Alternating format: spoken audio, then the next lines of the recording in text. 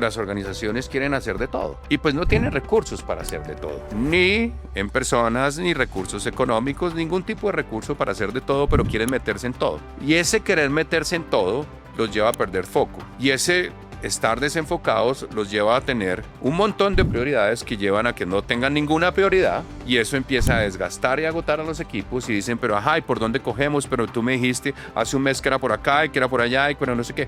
Y entonces en ese nivel de desenfoque, pues evidentemente la gente está agotada, pero además empieza a perder compromiso porque empieza a sentir que su propia organización no tiene claro para dónde va. Que las metas son inalcanzables. ¿Qué sentido tiene a veces avanzar en un propósito si no lo tenemos definido? Hola a todos, súper bienvenidos a un nuevo episodio de En el Sofá de Lozada & Partners, un formato pensado y diseñado para compartir historias, experiencias y aprendizajes del mundo corporativo a través de líderes y empresarios que están transformando las organizaciones en Colombia y en Latinoamérica. El día de hoy nos acompaña un invitado muy especial, Eduardo Lleras, quien es abogado, administrador de empresas y coach ejecutivo de alta gerencia. Eduardo no solamente es abogado, administrador de empresas y coach ejecutivo, sino que también es el gerente general de la empresa Coaching Group, una organización que lleva más de 2 décadas acompañando empresas en el fortalecimiento de sus habilidades de liderazgo, en el desarrollo de equipos de alto desempeño y en el fortalecimiento y transformación de su cultura organizacional. Bienvenido, Eduardo, me alegra mucho saludarte. Muchas gracias, gracias a ti y a Lozada & Partners por la invitación. A ti por darnos la oportunidad de compartir este espacio contigo, de compartir esta información tan valiosa con las personas que seguramente nos van a estar viendo en esta oportunidad. También les cuento que, bueno, el objetivo de este espacio, como les decía, Eduardo es coach y se especializa en todos estos temas de liderazgo en las organizaciones, en todo este tema de la conformación de equipos de alto desempeño. Y el objetivo de este espacio es que podamos tener una conversación acerca de cuáles son esos factores que pueden llegar a ser determinantes en el crecimiento de una organización o determinantes, el fracaso también de una organización, y el objetivo es que hablemos del liderazgo que necesitan las organizaciones del futuro y actualmente, ya que estamos viendo que los cambios se dan todos los días, y en ese sentido las organizaciones también tienen que estar en la posibilidad de adaptarse a el cliente interno, de adaptarse a cómo se está dando actualmente el crecimiento en las organizaciones, la productividad, y eso es lo que buscamos en este espacio básicamente, que Eduardo a través de su experiencia nos comparta información que pueda llegar a ser valiosa para todos. Pero antes de arrancar y antes de hablar magramente de liderazgo, de equipos y esa experiencia que nos vienes a compartir, a nosotros nos encantaría conocer a la persona. ¿Quién era Eduardo Lleras antes de volverse empresario?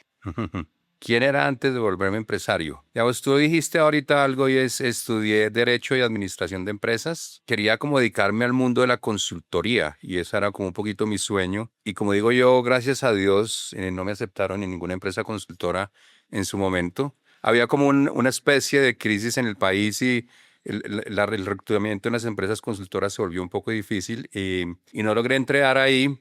Y ese no lograr entrar ahí me empezó a llevar un poquito al mundo del emprendimiento. Tuve una primera aventura que era un portal que vendía música en Latinoamérica, tal vez el primer portal que vendía música en Latinoamérica, que fue muy exitoso y fue un horrendo fracaso también al mismo tiempo. Y eso me llevó a gerenciar algunos otros proyectos en Internet, portales de empleo, a montar después una compañía de búsqueda y selección de ejecutivos, y después al mundo del coaching. Bueno, como todo eso se fue conectando un poquito, como probando y probando, porque pues entre otras cosas yo estudié Derecho sabiendo que nunca en mi vida iba a ejercer el derecho, pero bueno, esas son las casualidades de la vida.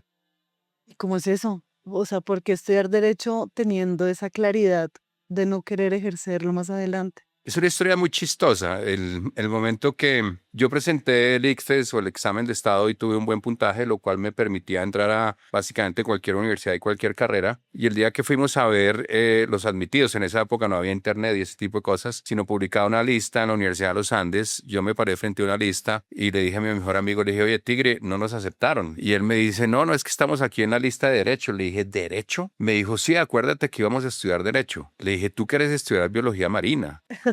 Yo quería estudiar economía o alguna otra cosa. Me dijo, no, al final nos decidimos por el derecho. Yo me fui al ejército y él entró a estudiar derecho. como digo yo, muy generosamente me esperó, nos graduamos juntos, pero yo siempre, digamos, como que tenía claro que yo no era una persona que pudiera estar en una firma de abogados haciendo lo que normalmente es una persona en una firma de abogados, entonces siempre estuve como muy curioso de ir explorando cosas, entonces por eso mismo terminé haciendo un MBA y una cosa, digamos, una exploración distinta por lado y lado me fue llevando, digamos, al mundo que hoy en día es básicamente mi actividad y sobre la cual me siento absolutamente feliz, realizado y totalmente como lleno de propósito en mi trabajo diario. Muy importante el tema del propósito, ¿no? Creo que eso es como tal vez de los puntos más álgidos para todos de encontrar, de entender por qué estamos aquí, para qué me hace feliz y qué bueno que hayas optado por hacer lo que te gusta más que lo que tenías que hacer en ese momento. Sí, sin duda. Sin duda, y sí, claro, el tema del propósito es, digamos, a mí me ha servido un montón, o sea, realmente ha determinado mi carrera profesional, pero ha determinado también el disfrute que puedo tener frente a las cosas que hago. Entonces, si yo le puedo recomendar a alguien algo es que específicamente lo busque y trate de hacerlo. Ahora, pues hay personas que viven en el mundo sin que hayan encontrado su propósito y tampoco viven tan mal. Sí.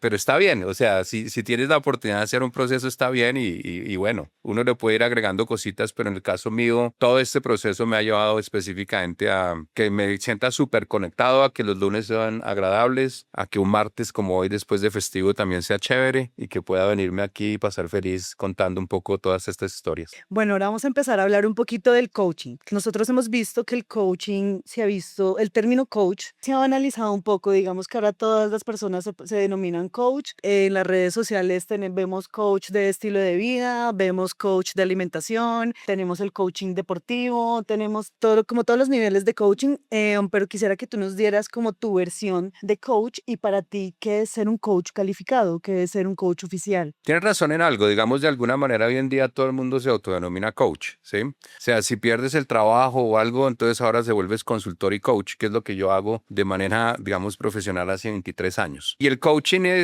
visto desde una perspectiva amplia, es un proceso de acompañamiento, ¿sí? Es un proceso de acompañamiento en donde tú ayudas a la otra persona a través de un método conversacional, digamos, a entender un poquito cómo opera su modelo mental y cómo ese modelo mental puede ser habilitante para algún resultado específico que se esté planteando, ¿sí? Y en ese modelo conversacional, pues poder encontrar, digamos, aquellas barreras, obstáculos, creencias y cosas que pueden estar de alguna manera interponiéndose en lo que quieres lograr y cómo lo ayudas a retar esos modelos mentales, a tener actitudes distintas y todo lo demás. Entonces, un proceso súper conversacional, como ya digo yo, socrático, muy basado en preguntas y que busca realmente ampliar tu conciencia y no solamente ampliar tu conciencia, sino moverte a la acción en procesos que te llevan o en acciones que te lleven a procesos transformadores. Yo la verdad soy purista en una cosa y soy purista en el tema de quién es coach, ¿sí? Yo creo que cualquier persona no es coach. Eh, Cualquier persona puede ser un buen amigo, cualquier persona puede ser una buena persona que te escuche, cualquier persona puede ser eventualmente un mentor, pero el purismo mío viene de, creo que el coach requiere una formación, ¿sí? Y es por eso que evidentemente existen escuelas de formadores de coaches, existen procesos para formarte como coach, existen códigos a los cuales te acoges cuando eres coach específicamente. Y creo que las personas que quieren profesionalmente dedicarse y vivir de esto deberían vivir un proceso riguroso de formación, ¿sí? Y un proceso, no solamente un proceso riguroso de formación, sino un proceso riguroso también en la ética que nos rige, ¿sí? Entonces, por eso mismo, yo creo que en eso quiero ser un poco más ortodoxo que lo demás y no me gusta que las personas que no han vivido esos procesos ni las que se acogen evidentemente a estos lineamientos éticos puedan considerarse coaches. Posiblemente son otra cosa. Está bien, no importa, pero no, para mí no son coaches, ¿sí? Y ya dentro del mundo del coaching, pues existen pues distintas, digamos, prácticas. Hay coaching de vida, coaching deportivo, como mencionaste, coaching organizacional, coaching ejecutivo, variaciones de equipo, trabajos en cultura, etcétera, etcétera. Entonces tú vas escogiendo tu camino. Mi camino ha sido, si bien mi formación me llevó al inicio a hacer coaching de vida, ha sido trabajar para las organizaciones no solamente en coaching ejecutivo, sino en procesos de equipo, de transformación cultural, de temas de diversidad e inclusión y todo eso. Y lo que buscamos es acompañar a las organizaciones en todos sus procesos de transformación. Puede ser hasta un poco irresponsable denominarse coach y salir de repente a influenciar en las personas y no tener esa preparación que mencionas y más a niveles empresariales?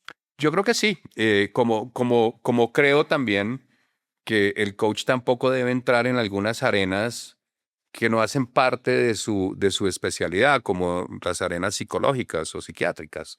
Entonces, en eso, por ejemplo, yo también tiendo a ser riguroso. Si siento que en mi proceso conversacional estoy entrando en lugares donde debería ser un profesional en psicología o en psiquiatría que maneje esto, creo que tengo la responsabilidad específica de hacérselo saber a mi cliente, ¿sí? Directamente.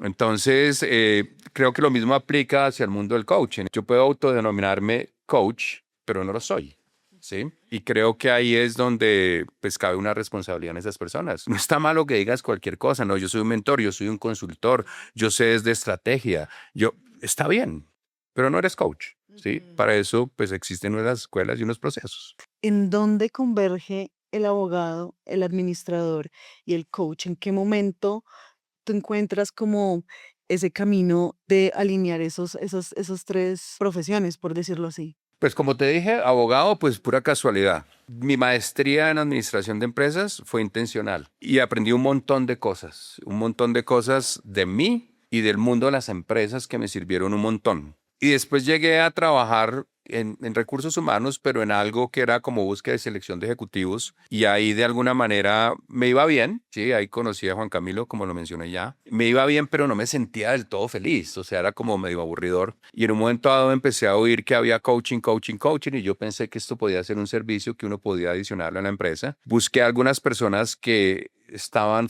en procesos de formación de coaching para que me explicaran, yo no entendí un carajo y volví a pedir que me explicaran y volví, tampoco entendí un carajo hasta que me invitaron a un proceso de un día, como que era, el proceso de un día era para que conocieras más en profundidad para después entrar a formarte. Y yo fui y estuve haciendo el proceso con ellos y tampoco entendí. Sí, pero recuerdo mucho que la frase que le dije al formador al final te decían, ¿quieres formarte como coach o no? Y yo le dije, mira, yo soy medio apostador y le dije, yo pago por ver como el póker, ¿sí? Y dije, aquí hay algo que quiero ver y inicié mi proceso y al principio no lo veía muy claro hasta que llegó un momento en donde es como si hubieran abierto un nuevo mundo para mí que desde ese momento yo dije, yo quiero hacer esto toda mi vida y no importa si me pagan o no por ello, ¿sí? Y ahí me sentí absolutamente feliz y ahí arrancó. Y la verdad es... Yo creo que uno tiene que mirar las cosas un poquito. De hecho, claro, a uno le dicen sueña mucho, piensa en tu futuro y todo eso, pero pues las cosas se van dando, ¿sí? Y uno termina uniendo elementos en la vida que pensó que no tenían ningún sentido y que hoy en día hacen todo el sentido. Y por supuesto, creo que mi formación en derecho me dio una estructura. Yo siempre he tenido la filosofía de que el derecho tiende a ser terriblemente lógico. ¿Sí? De alguna manera, el proceso de estudio nos lo tratan de vender un poquito más en un ejercicio de memoria, pero cuando tú miras el derecho, digamos que tiene una lógica profunda, muy profunda. Entonces, creo que esa lógica profunda me llevó también a poder entender esa lógica que aplico en el derecho. También a la entrada, digamos, la administración de empresas me dio todo el conocimiento de cómo opera una organización, pero haber estado también dentro de las organizaciones me hizo entender y todo eso. Y toda esa amalgama de cosas hoy en día me permiten poder tener conversaciones con la experiencia que he tenido, pues es que llevo veintitantos años metido en este cuento y con empresas de diferentes tamaños y retos de distintas cosas que te permiten como unir todo esto y poder tener una práctica exitosa, que sea reconocida, porque puedes moverte en un mundo tan duro como es el mundo de los resultados organizacionales y todo esto, pero entender cómo las dinámicas internas de los equipos o las culturas habilitan los resultados, pero acompañar también a una persona desde lo más profundo y ayudarla a tener procesos de desarrollo profundos, pues creo que eso termina siendo muy, muy valioso, por lo menos para mí, y creo que para las personas que pueden trabajar con nosotros también. En el proceso de construcción de esta conversación, observamos que eres amante de la naturaleza Ujú, y de los animales. ujú. También amo profundamente la naturaleza y los animales, me parecen la manifestación de la belleza sobre la tierra. Y en ese sentido, vimos que le dedicas tiempo y como nos has venido contando, le dedicas tiempo a esas cosas que te gustan. De esos espacios con la naturaleza y los animales, ¿qué te llevas a tu vida profesional? Bien, te voy a poner un poco de contexto, digamos, el tema de la naturaleza y los animales para mí. Yo soy montañista, yo hago alta montaña. Tiene que ver con una formación, digamos, en mi infancia y mi adolescencia me formé en un colegio que buscaba precisamente que pudiéramos conocer el país y conocer, digamos, el país no desde ir a Cartagena y emborracharnos, lo cual también hacíamos, pero de poder recorrer el país a caballo, a pie y un montón de cosas. Y eso me fue conectando de una manera muy especial con la naturaleza. Y tiempo después, digamos que volví a retomarlo y me vinculé con las personas que yo creo que han sido los referentes más importantes del montañismo en Colombia, que son Marcelo Arbeláez y que en paz descanse Juan Pablo Ruiz, los cuales me acompañaron, digamos, y me ayudaron y fueron mis mentores en todo el mundo del montañismo. Y eso ha sido, digamos, muy lindo. Mi relación con los animales es de niño, sobre todo con los perros, donde mi abuela había algunos perros, ¿sí? Y ya de adulto, con mi esposa siempre hemos tenido la oportunidad de tener algún perro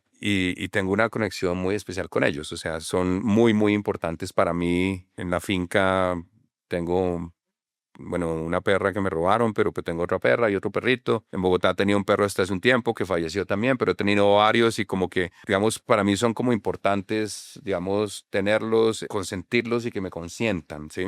Y qué veo yo, digamos, y que eso que me trae eso a la vida es la naturaleza y esto es, cuando tú estás en una montaña, tú verdaderamente entiendes lo que es estar presente. Yo trato los fines de semana, ya sea caminando o ya sea en bicicleta de montaña, recorrer parajes muy perdidos. Y en estos parajes muy perdidos no puedes hacer otra cosa que estar conectado con ese paraje perdido o con lo que estás viendo porque no tienes ni siquiera acceso a una señal de celular ni nada.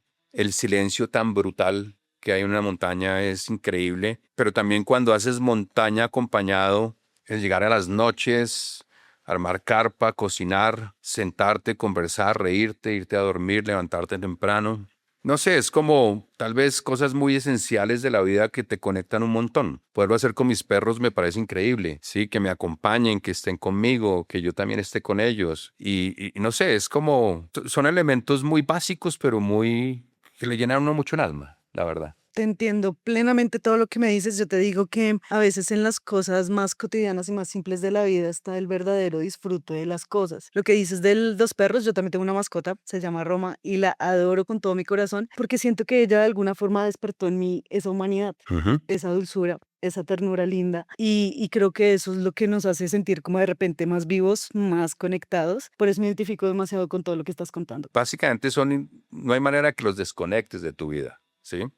O sea, digamos, hay una frase que a mí me parece un poco equivocada y es que, o sea, tú en tu casa eres alguien o en tu vida personal eres alguien, en tu vida laboral eres alguien. Eso es falso, ¿sí? Tú eres una sola persona y tienes que mirarte desde ese lugar. Y desde ese lugar tienes que encontrar, pues, esas cosas que te recargan, que te conectan, que para mí puede ser la naturaleza o estar con mis perros o estar con mi familia o irme a cocinar o leerme un libro o montar en bicicleta o lo que sea, ¿sí? Pero al mismo tiempo que me conecte en mi trabajo, ¿sí? Que es lo que me parece a mí rico, como te digo, a mí me conecta el ver la transformación de la gente, ver cómo les brillan los ojos, todo ese tipo de cosas para mí son chéveres. Y no podemos desconectar una vida de la otra, o sea, es una sola vida. Totalmente. Totalmente. Bueno, Eduardo, ahora es para entrar un poquito en materia. Tú eres el gerente general de Coaching Group. ¿En qué momento te diste cuenta que había una oportunidad, no solamente de negocios, sino de generar una organización que gire en torno a la preparación de equipos en las organizaciones? ¿Qué dolor viste en las empresas que debía ser atendido? Cuando yo me formé como coach, yo en ese momento no trabajaba con Coaching Group, sino tenía la empresa de búsqueda y selección de ejecutivos. Y pues, como te lo mencioné, o sea, tuvo una conexión profunda conmigo todo y hacía todo el sentido lo que podía hacer. Y en ese momento, Coaching Group ya existía antes de que yo llegara ahí. Existía, pero estaba como en pausa. Y las personas que me formaron a mí como coach me invitaron a ser parte del proyecto de Coaching Group, que se llamaba antes de una manera distinta. Y me dijeron, venga y vincúlese con nosotros, vuélvase socio de esta aventura y ayúdanos a traer a algunos de sus compañeros que también quieran hacer parte de la aventura. Yo creo que, digamos, la visión de un coach recién graduado también puede ser un poquito inocente. ¿sí? Porque cuando entras ahí, de alguna manera lo que tú sientes es que las organizaciones eventualmente no están mirando como deben mirar al ser humano, ¿sí? Y que tu labor como coach es sobre todo hacer que ese ser humano específicamente sea una persona feliz y balanceada y todo lo demás. Porque tienes al otro lado una organización que es como el alter ego, ¿sí? Solo quieres la plata y no te interesa el ser humano y todo lo demás. Y yo creo que al principio un poco la apuesta nuestra desde Coaching Group tenía esa dosis de inocencia, ¿sí? Y esa dosis de inocencia que no es del todo cierta, ¿sí? No es que las organizaciones simplemente te vean como cualquier cosa, sino que de alguna manera pues también entienden que eres importante para ellos y además a veces invierten mucho, no todas, pero invierten mucho tiempo, mucho dinero y tiempo en su gente. Ahora bien, claro, la organización pues está para generar ganancias y recursos para crecer, para premiar a sus accionistas, a sus trabajadores, a todo el mundo, sin duda alguna. Entonces, digamos que lo que empezó a hacer Coaching Group fue al principio como que teníamos una inclinación mucho más hacia acompañar a estas pobres personas frente a un legión del mal que era la organización y después entendiendo que era una posición totalmente equivocada la nuestra, ¿sí? Y entender cómo todos estos procesos de acompañamiento podían ser fabulosos para las personas, pero también podían ser fabulosos para las organizaciones y cómo tú jugabas con esa unión de las cosas. Entonces, eso empezó digamos, a meterse dentro de nuestra filosofía. Todos los diseños de nuestros productos, por supuesto, empezaron a hacer productos que tuvieran mucho bienestar y mucho beneficio a las personas, pero que también trajeran mucho bienestar y mucho beneficio a las organizaciones. Entonces, hoy en día es cómo logras que con lo que tú haces se beneficie sin duda a la persona, porque es tal vez el actor principal dentro de nuestros procesos, pero al mismo tiempo, cómo la organización obtiene un beneficio del proceso que estás viviendo con una persona o con un equipo, en un proyecto de cultura o en una formación de liderazgo, o en cualquiera de las cosas que hacemos específicamente. Creemos que aquí las dos, digamos, las dos puntas o las dos partes que están involucradas en todo esto tienen que beneficiarse, ¿sí? Y tienen que, por supuesto, obtener los resultados que están buscando, porque cuando una organización invierte en liderazgo o invierte en un equipo, en un proyecto de cultura, tiene una intención válida, ¿sí? Y las personas que están ahí, por supuesto, también tienen una intención también válida. Entonces, ¿cómo esto puede configurarse para tener proyectos supremamente poderosos y exitosos? Seguramente es mucho más fácil encontrar resultados y llevar el barco todos en conjunto hacia el mismo propósito cuando todos lo entendemos, cuando todos lo valoramos y compartimos esa visión. Creo que a veces pasa eso en unas organizaciones que no estamos todos muy bien alineados, no tenemos de repente todas las herramientas y estos ejercicios de entrenamiento de los equipos nos permiten tal cual alinear ese tipo de propósito, entender que todos somos una unidad, que podemos jalar todos para el mismo lado, que podemos prepararnos y lo más importante es también disfrutar el proceso. O sea, creo que eso de lo que has dicho me parece bastante importante. Sí, sin duda, y fíjate que aprovechemos que estamos en Mundial, ¿sí? Ya vamos por 5 días de Mundial y ha sido sorpresivo, ¿sí? Sorpresivo porque muchos de los favoritos pues han sufrido empates o derrotas contra equipos que uno no se imaginaba. España empató con Cabo Verde, o sea, Cabo Verde, ¿sí? 500.000 habitantes tiene Cabo Verde, 4.000 kilómetros cuadrados, o sea, nada, pero Y España como el campeón del mundo, ¿no? sí, el favorito. Pero tú ves esa gente, o sea, la mística de estos equipos que no son favoritos, ¿sí? Hay el mismo Haití, que jugó un gran partido contra Escocia. La mística de lo que hay ahí, a lo que le apuntan, el propósito conjunto, cómo se apoyan los unos a los otros, todo lo que sucede ahí es tan bonito que han enredado un poco de partidos, ¿sí? Y el fútbol, digamos, cuando tú lo ves y lo ves ahorita a nivel de mundial y a nivel de selecciones, para un jugador de fútbol no hay mayor orgullo en su vida que poder representar a su país en una camiseta. Es como su gran propósito. Y entonces esta gente sale allá y se la juega toda por el todo. Entonces, claro, esa alineación, ese propósito común, el saber qué tenemos que hacer conjuntos, hace una enorme diferencia. Eduardo, bueno, y ahora para cerrar nuestra primera sección del podcast, cuando te decía al principio que eres un invitado muy especial, no es por decírtelo, es porque Sí. efectivamente a mí Juan Camilo me dijo que tú habías sido de los primeros clientes que creyó en el proyecto de Losada cuando Losada no tenía la trayectoria ni la experiencia que tiene hoy. Quiero que nos hables un poco de cómo ha sido esa relación con los Adam Partners en todos estos años? Bueno, esa pregunta tiene una respuesta curiosa. Yo conocí a Juan Camilo cuando Juan Camilo trabajaba. Juan Camilo, para los que no lo conocen, es el presidente de los Adam Partners. Él trabajaba para otra empresa y él trabajaba, de alguna manera, me llevaba a mí la contabilidad en la compañía de búsqueda y selección de ejecutivos. Y en un momento dado, él llegó a decirme que se iba. Yo le dije, ¿y por qué se va? Entonces me explicó un poco por qué se iba. Y le dije, venga, le hago una pregunta. Y me dijo, ¿qué? ¿Usted ya se graduó? Yo no sé si la respuesta es si ya me gradué o no, ¿sí? O se acaba de graduar.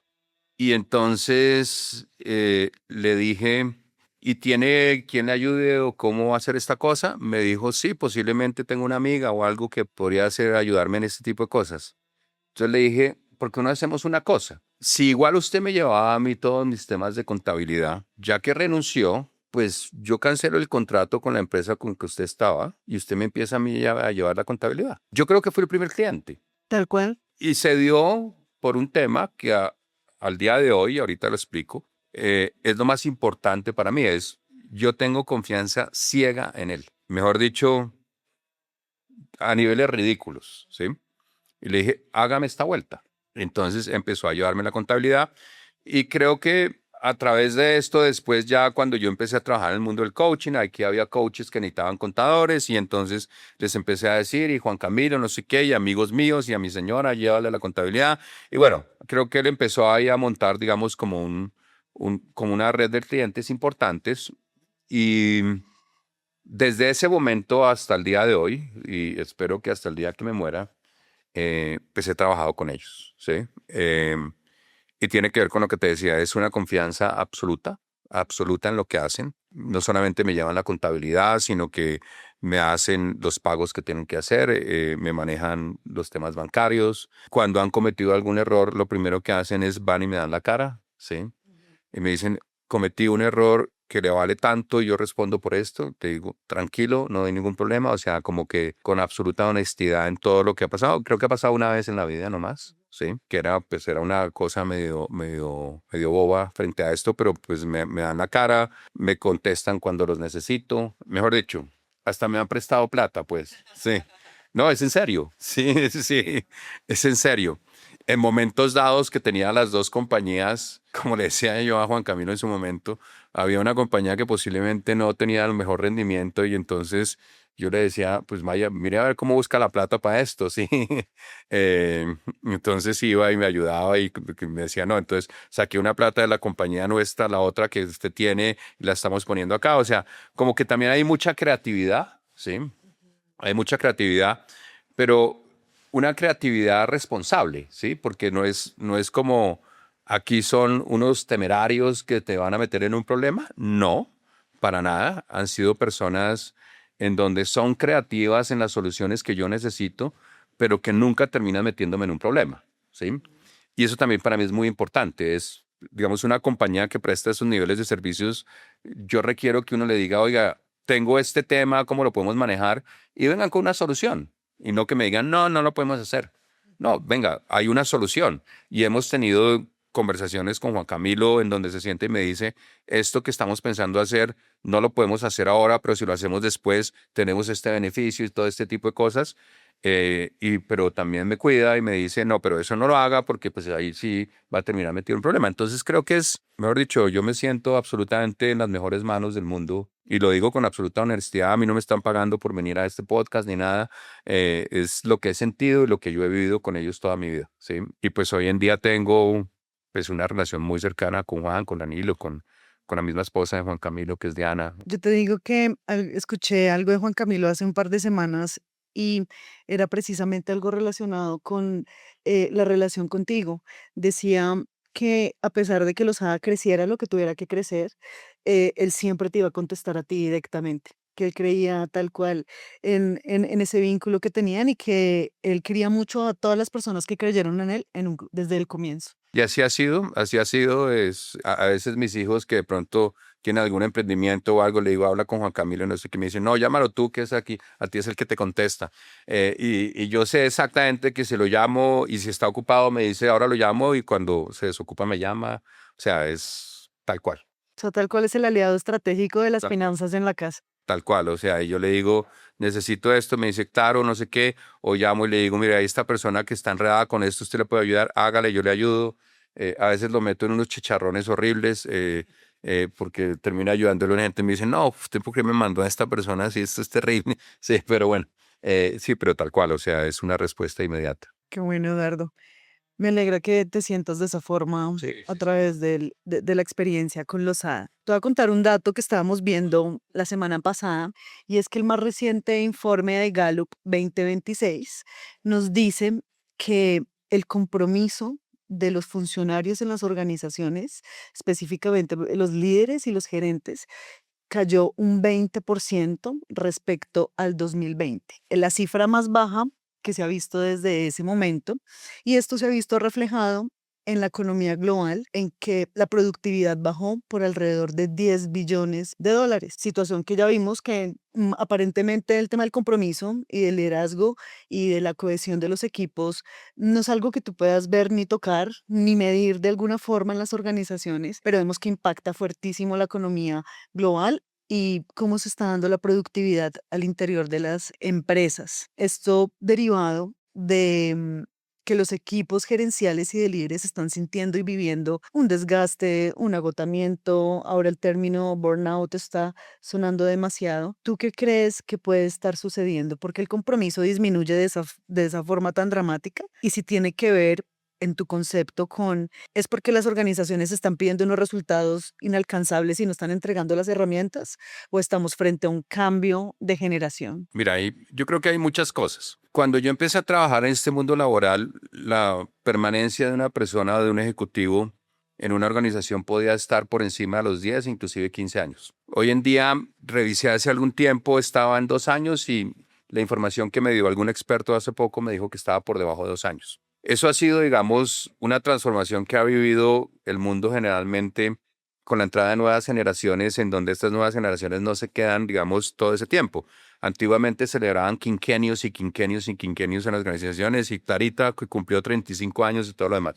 Entonces hay un cambio generacional en eso. Yo voy a ser súper ácido Por favor. y me parece bien que el compromiso también baja porque las organizaciones a veces no tienen el mismo compromiso con su gente, ¿sí?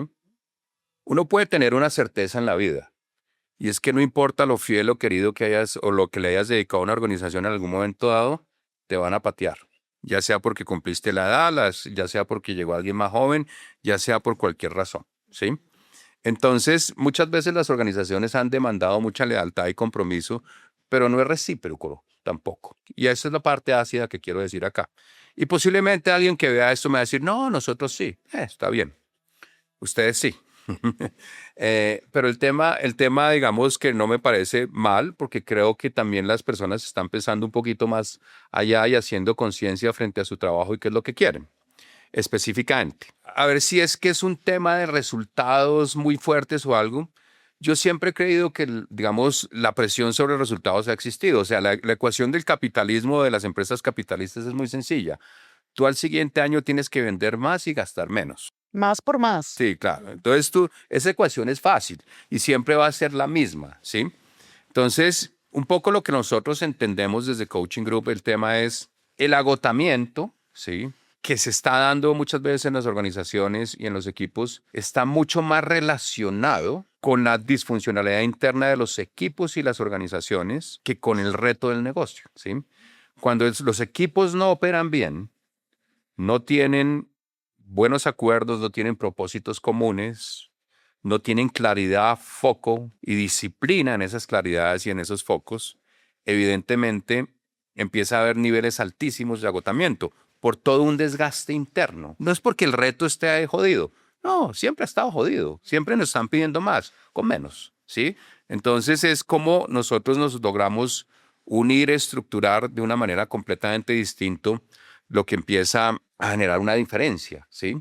Y es cuando la gente se empieza a sentir mucho más motivada y mucho más conectada con lo que tiene que empezar a hacer, ¿sí? Entonces creo que ahí hay un tema que las organizaciones tienen que verlo desde ahí, es cómo pueden ser un poco más, cómo le pueden dedicar más tiempo a arreglar todo aquello que no funciona y está disfuncional dentro de la misma organización. Y hay distintas estrategias. Hay personas que enfocan esto a, por supuesto, darles temas de bienestar a las organizaciones que funcionan, pero digamos la medición posiblemente no te va a mostrar que el beneficio o el retorno que eso puede traer tampoco logre ser tan alto, ¿sí? Nosotros creemos específicamente que si quieres trabajar en esto de una manera distinta es mirando la manera como estás trabajando, la manera de operar y cómo estás trabajando. Y ahí poderlo ver.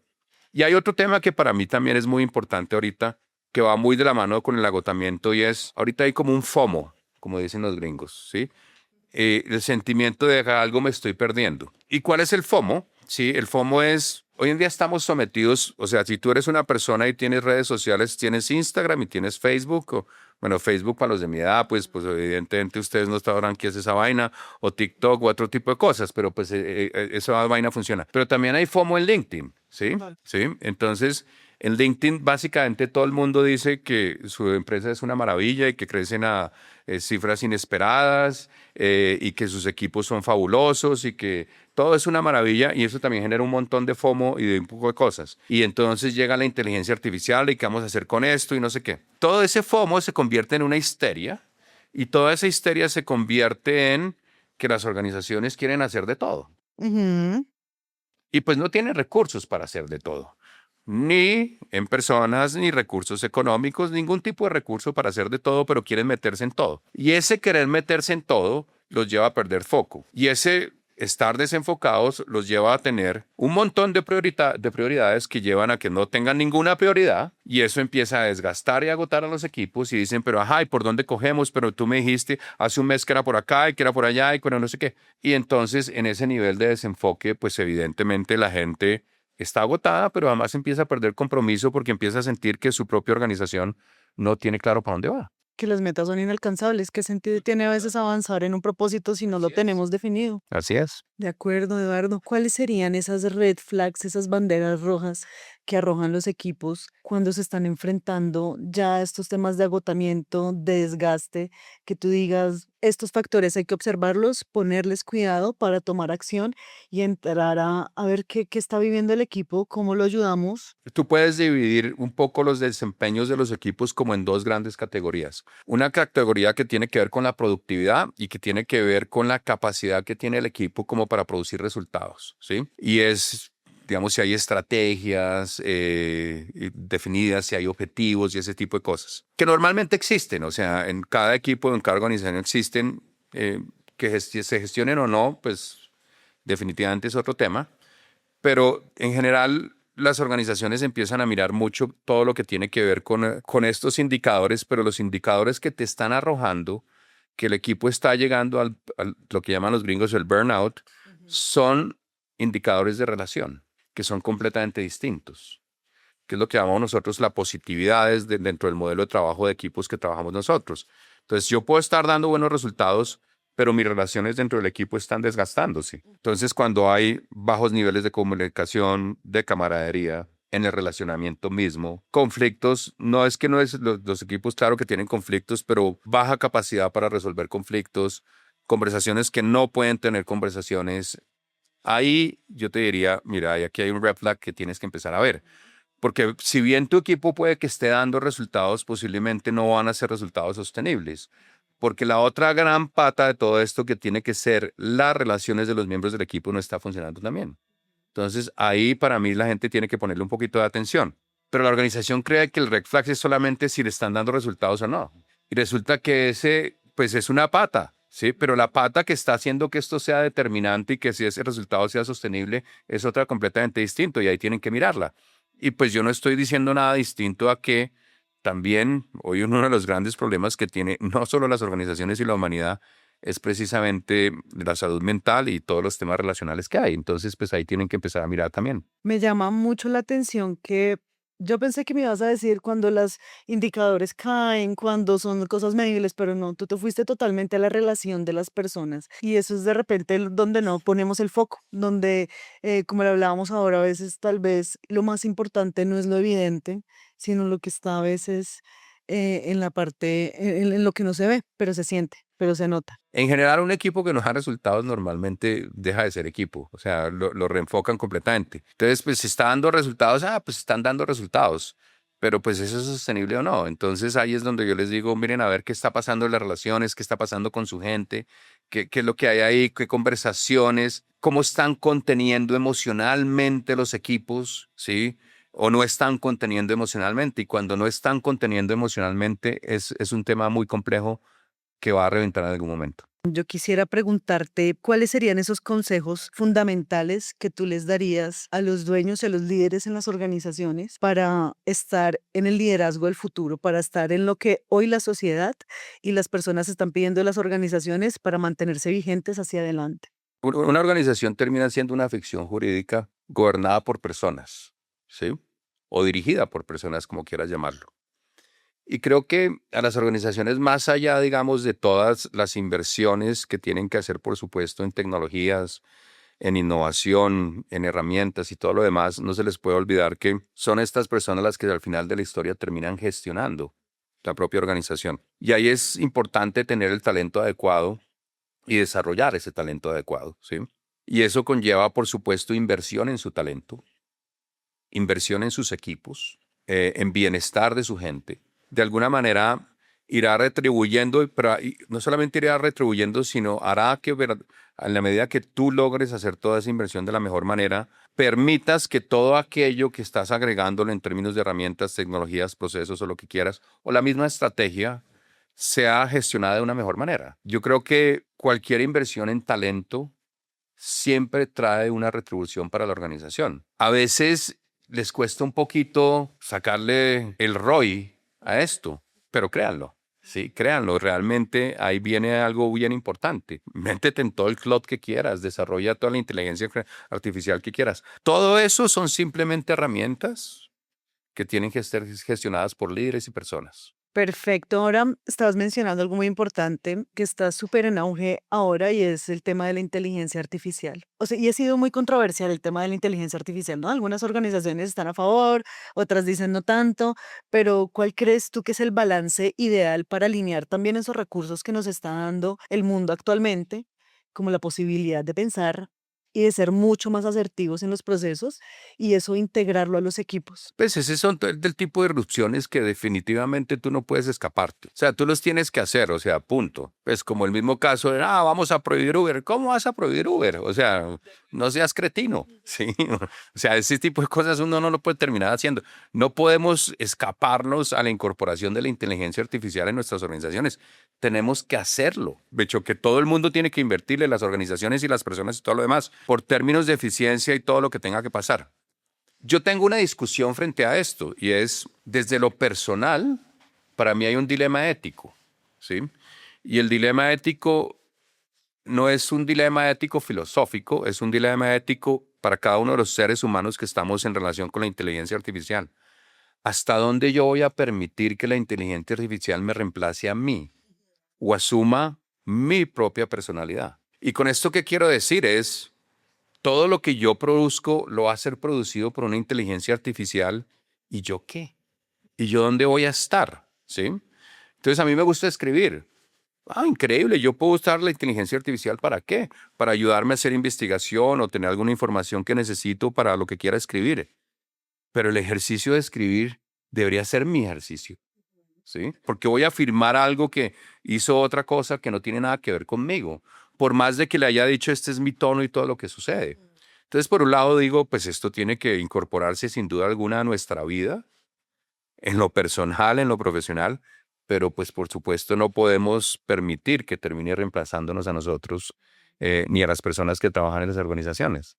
De acuerdo, tiene que ser una herramienta para ser más eficientes, ayudarnos a hacer la vida más fácil, básicamente. Bueno, así como la inteligencia artificial nos es una herramienta que al día de hoy nos facilita la vida, ¿qué valor humano consideras es vital tener hoy en día que también nos facilite la vida? ¿Qué valor humano que nos facilite la vida? Yo diferencio los valores, hay unos que los queremos clasificar dentro de algunos conceptos muy éticos, pero digamos, yo amplío un poquito más el tema de los valores y, por ejemplo, para mí hay un valor que es vital que se llama la aventura. Y la aventura significa un poquito cómo entramos en lugares inexplorados, inhóspitos para cada uno de nosotros. Y creo que frente al mundo que estamos viviendo es vital que cada una de las personas y cada uno de los líderes que estén aquí tengan esa dosis de aventura que los lleve a explorar nuevos mundos, que pueden ser la inteligencia artificial, ¿sí?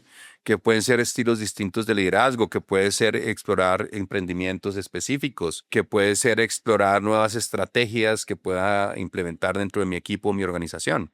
Entonces creo que nos falta, o no sé si nos falte, pero creo que para lo que viene de ahora en adelante es súper importante aprender a aventurarnos en nuevos mundos, nuevos trabajos, nuevas visiones, nuevas mentalidades, un montón de cosas nuevas que posiblemente harán una diferencia, no solamente para nosotros como personas, sino para los equipos y las organizaciones. Totalmente esa curiosidad por la vida creo que nunca se puede perder y es eso lo que nos permite llegar a lugares nuevos, tal Así es. cual. Vamos a entrar al segmento de preguntas rápidas, respuestas no tan rápidas.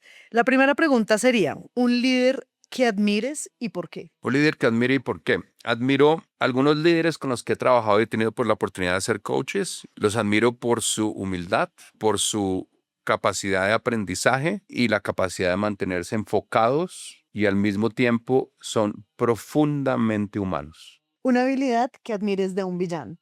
La autenticidad. Un libro que todo líder debería leer. Los líderes deberían leer de todo. No creo en los libros de liderazgo. Y miras hacia arriba. Ok, experiencia o inteligencia emocional. Inteligencia emocional. Ahora completa la frase. Un buen líder nunca, Deja de aprender. un buen líder siempre. Se percibe como un humano incompleto. El mayor error de un jefe es Tal vez no confiar en su equipo. una palabra que defina liderazgo del futuro. Flexibilidad. ¿Qué prefieres? ¿Un colaborador talentoso o uno comprometido? Uno comprometido. ¿Qué verdad sobre el liderazgo crees que nadie se atreve a decir en voz alta? Hay muchas, un montón, o sea, nos iríamos aquí 4 horas en esto. La que más me duele hoy en día, a mí tiene que ver con, hoy en día estamos pidiéndole a la gente que tengamos un liderazgo más humano, tal vez criticando ciertas actitudes en otros que entre otras son humanas. Los seres humanos no nos comportamos como ángeles, somos humanos. Entonces, creo que hay un discurso espantoso frente al liderazgo hoy en día, porque están tratando de diferenciar o poner en categorías comportamientos humanos y comportamientos no humanos, lo cual es fatal.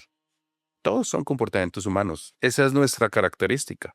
Te gustan o no te gustan es otra cosa, pero son comportamientos humanos. Y el día que entendamos eso, el liderazgo se puede transformar de una manera completamente distinta. Eduardo, no, mil gracias por acompañarnos en este segundo capítulo de En el sofá de los and Partners. Toda la información que nos has brindado el día de hoy resulta fundamental para los líderes en las organizaciones. Seguramente muchas personas que nos van a estar viendo y escuchando en este podcast van a obtener información muy valiosa y seguramente vamos a estar impactando esas organizaciones que van a escuchar esta información de forma positiva. Les estamos dando herramientas y estrategias de alguna forma a los líderes para que pongan la mira en lo que debemos hacer de aquí en adelante para el fortalecimiento de esas habilidades de liderazgo, en la conformación de equipos de alto desempeño y todo esto. Te agradezco inmensamente por el espacio. No, a ti muchas gracias y a los Adam Partners por esta invitación y bueno, a todas las personas que nos están escuchando o eventualmente viendo. Y nada, simplemente invitarlos a seguir explorando, a ser curiosos y en esa curiosidad aprender y crecer un montón. Gracias a todos por acompañarnos en este nuestro segundo episodio de En el sofá de los and Partners. Los esperamos más adelante para que veamos más historias, conozcamos a más líderes, compartamos más información valiosa para los líderes y gerentes en las organizaciones. Por favor, recuerden seguirnos en nuestras redes, en LinkedIn, en Instagram, para seguir conociendo más de este mundo empresarial y sobre todo el mundo de las finanzas, que es tan importante. Nos vemos más adelante.